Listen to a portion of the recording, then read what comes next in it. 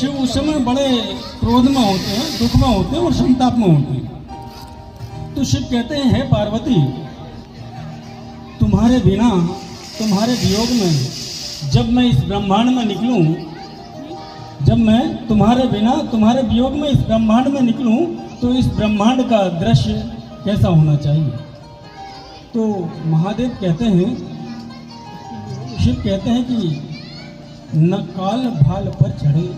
थोड़ा सा ध्यान से सुनिएगा, शब्दों की पुनरावृत्ति और आवृत्ति थोड़ी सी ज़्यादा है।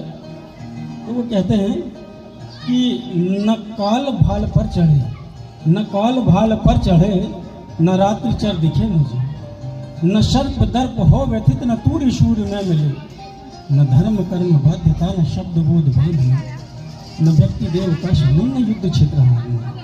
नहीं नहीं मेरा युद्धो, न द्वेष वेश कामना, न मृत्यु पाँव बांधना, न देह नेह मानना, न विष्णु ब्रह्म सोचना, न रक्त को निहारना, विनाश नाश सोचना, न शीश को उतारना, न युक्त ही प्रयुक्त हो।